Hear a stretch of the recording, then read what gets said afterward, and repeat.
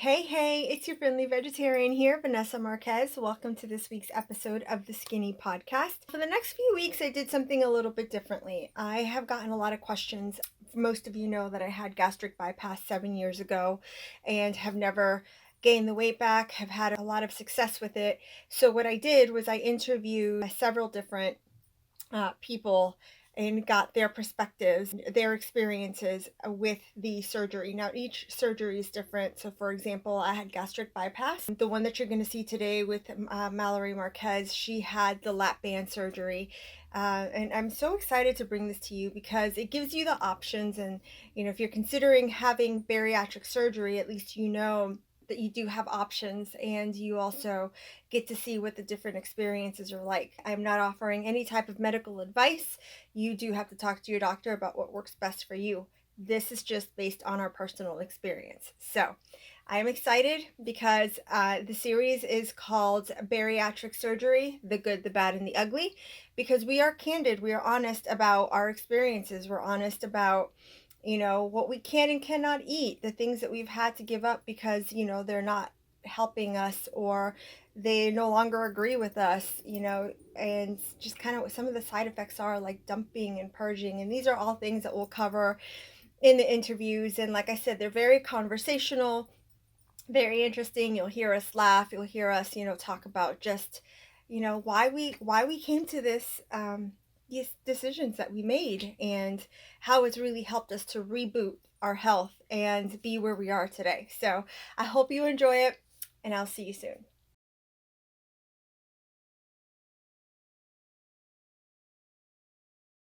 I am here with Miss Mallory Marquez. We are talking about the difference between gastric bypass, also known as the Roux-en-Y, and the lap band surgery. So thank you so much for joining us, Miss Mallory. Thank you so much for being here with us. Thank you for having me. So tell me a little bit about how you got to this decision, which is, it's a really big decision for anyone. And it's all, a lot of people are like, oh, you do that later in life. Mallory actually had her surgery done really young. You were 21 years old? I was 21, yeah. Yep. What got you to the point where you're like, okay, you know what, this is what I need to do?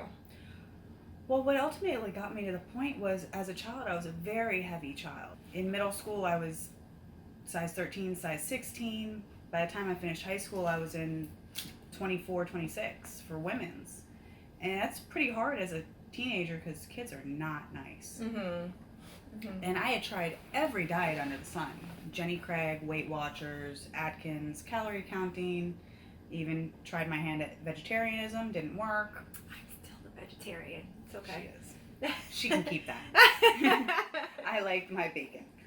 But, I got to the point where I was having doctors tell me I'm borderline diabetic, that if I don't do something about it, I'm going to become possibly insulin dependent, which you guys don't know me, but diabetes runs very hefty in my family. Mine too. So it was something I wanted to avoid. I grew up seeing my family members with the insulin needles, and I'm like, nope, I don't like needles, can't do that. Nope, I got to figure something out. And my mother had mentioned it to me when I was in my mid-teens, probably about 15, 16, saying, maybe this is something you want to look into. By the time I hit 18 to 21, I realized there's nothing I can physically do. I had tried the gym, tried diet after diet after diet. Nothing was working. I'd lose like 3-4 pounds within 4 months. And it just got to the point where it's like, I need help. I can't do this on my own. So we went and we discussed with a bariatric surgeon, who, I love my doctor, by the way. He's awesome. All the different possibilities. And I particularly, at this time, stomach stapling was still really big. Okay, this was back in the early 2000s.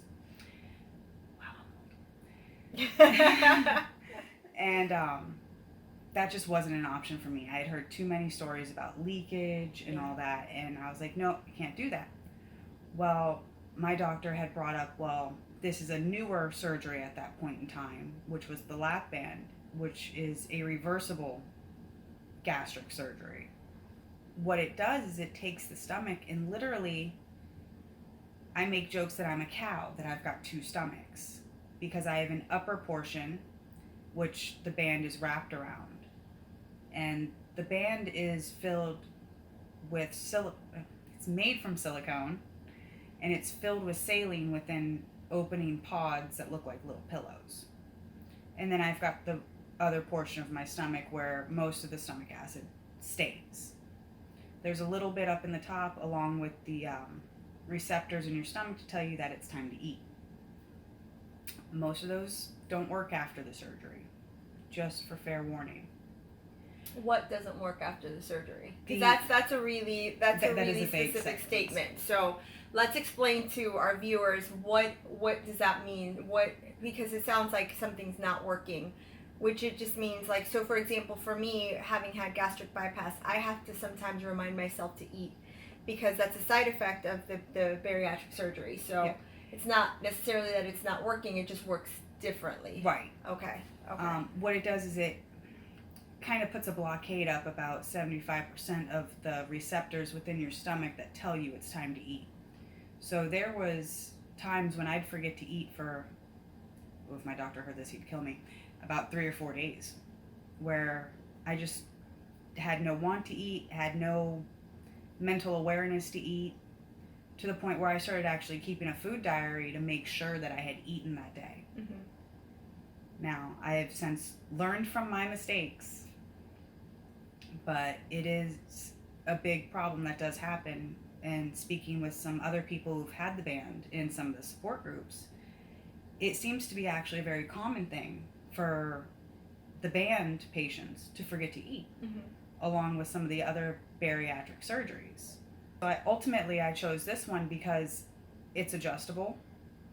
If I so choose at any point in my life, it is removable. Mm-hmm. So let's say if I were to have had some obscenely huge complication with it, the reversal of it is a little less aggressive as if you were to have reversed yours. Right. Mine is they're both major surgery, but there's definitely more complications involved in mine than it would be to have the band removed. Right. Yep. Tell me a little bit about what first of all, do you remember what your starting weight was? Yes. Oh my goodness. My day of surgery weigh-in was 277 pounds and 13 ounces. How tall are you? I am 5'5" and 3/4 of an inch. So I'm 5'6". 3/4. I'm 5'6" with hair. My current weight, I have gotten down to 125 pounds. Okay. Now, mind you, Mallory had this surgery 11 years ago, yes. Right? So, if you are proactive and you take care of yourself, really good care of yourself, you are able to lose the weight and keep the weight off. However, I know that there was a period of time there where you had gained some of it back and you were like, okay, I have to do something about that. Let me go ahead and lose that. There was. And the way I was able to gain my weight back was actually post-pregnancy. With my band, I have gone through 2 pregnancies, mm-hmm. and I actually did both pregnancies different ways. With my first, I had them remove all the fluid because it was suggested at that time that it'd be better for nutritional value for the baby. That I'd be able to intake more often, higher more calories, amounts, more vitamins, more everything nutrients. I needed. Yep, okay. So after having the birth of my child, I kind of slacked for about 6 months to a year about having my band refilled because they had taken out all of the fluid. Mm-hmm. So in my mind, I was like, you know what? I've had this helping hand for so long. Let me see if I can sustain it on my own. Mm-hmm. Mentally, I was not able to. I started overeating. After my pregnancy, I actually gained about 20 pounds, which doesn't sound like a lot to some people, but when you go from 150 to 170, you feel a huge difference. Absolutely. So I went back to my doctor and I had him put the fluid back in. Well, 3 years later, I ended up having my second child. And I thought to myself, I don't want to get into that same conundrum that I did the previous one. Mm-hmm. So I called my doctor up. So I discussed with my doctor about leaving the fluid in for my second pregnancy. During your pregnancy, yep. Mm-hmm. And he said to me, if I feel comfortable with the amount I'm intaking and I up the amount of times I eat, yep, okay, to take in more of the nutrients, and his recommendation was also to double my vitamins. Mm-hmm.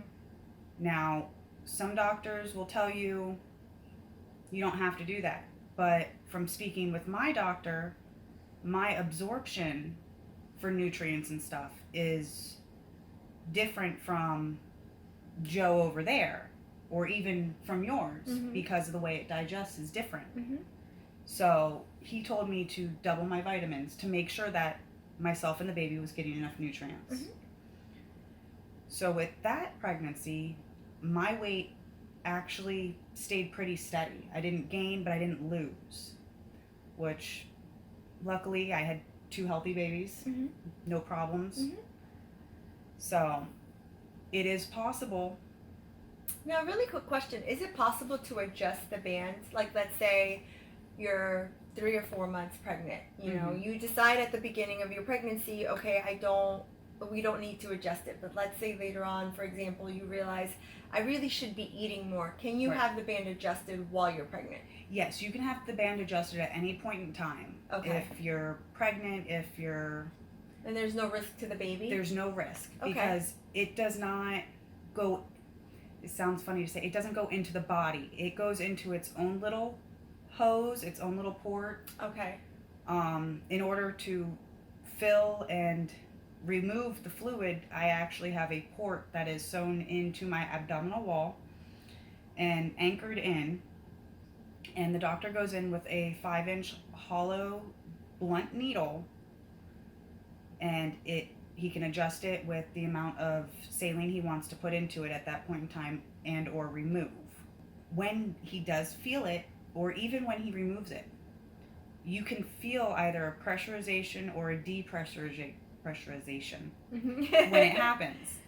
When they do fill it, typically they bring you a cup of water to make sure you can still down fluid. Yeah. Because if it comes back up in a purge, then it's too tight. You're not going to be able to get anything in. Right. So they want to make sure that that happens there where they can control it.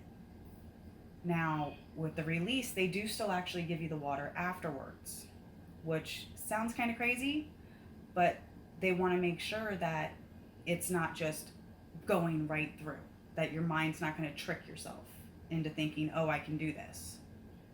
And then you overeat and you purge.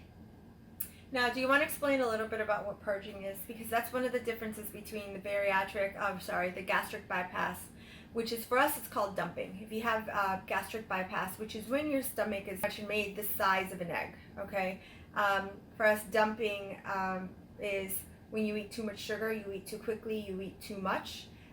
It's going to come out of one end or the other, because it's your little egg-sized stomach cannot contain that much food, or your body isn't able to digest the sugar the same way that it used to, and that will be covered in a different video. But how is purging a little bit different than dumping? Purging's a little bit different than dumping in the fact that I don't get affected by like sugar as you would. I get affected by if I eat too fast, or if I don't chew my food enough and the piece that I swallowed is too large to go through the opening between my stomachs. I took a bite of a hamburger and I didn't chew it enough. Yep. That piece that I didn't chew enough is going to get stuck and block the hole into the lower portion of my stomach. And purging is when your body and the band gives you no other choice but to have the food come back up. Now, it's basically like dry heaving. It's very painful. It can cause what's called band slippage in the early years of it. It's actually something my doctor told me to watch out for the first 5 years. If I was purging too much, I could cause the band to move, even though it's secured with the outer lining of the upper portion of my stomach. there's still always a chance of movement, because that all your stomach is a big muscle. Mm-hmm. So, you know, if you contract too much, it's going to get hurt.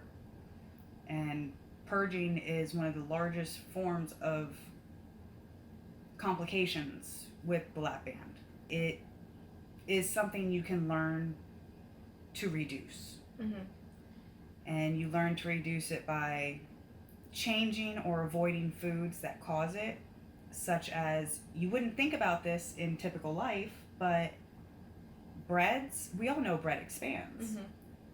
But did you know that different breads expand at different rates? Right. Right. That's something I didn't know, and nobody had warned me about. It's funny you mentioned that, because that's something that I didn't know either. And so when I first ate certain types of bread, you know, like whole grain versus white, that's just an example. Mm-hmm. I love whole grain bread, but sometimes depending, and it could be the difference between just the brands of bread. You know, obviously different ingredients, but you're just thinking, hey, I'm going to eat like a piece of bread or take a couple of bites. And I would realize, me and white bread, we avoid each other, you know, Yeah. because immediately I can feel that, I can feel it, and it expands to this like uncomfortable, like just pain in my stomach, Yeah. right? Versus some whole grains, I'm like taking a couple of bites and I'm like, oh, this is fine. Yeah. I don't feel any side effects, there's no symptoms, I'm fine. And then 30 minutes later, I feel the same pain and discomfort that I would Yeah. with like white bread. Because it took that time to expand. Exactly. Mm-hmm. Yep. Yeah. And there's even, believe it or not, the difference between whole grain and regular pasta. Mm-hmm. There are certain pastas that I love pasta. I grew up on pasta.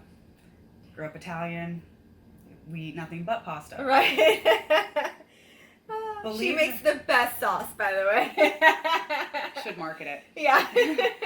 But even something as simple as angel hair versus regular spaghetti. Yes. Yes. It's amazing. Yep. Even thin spaghetti versus angel hair. Mm-hmm.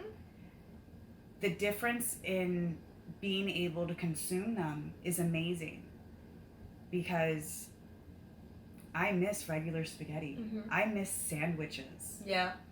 Yeah. I make my children sandwiches for lunch, and I look at them and I'm like, wow, that looks great, but I know I can't eat it. Right. Now, mind you, this might be different for you. I can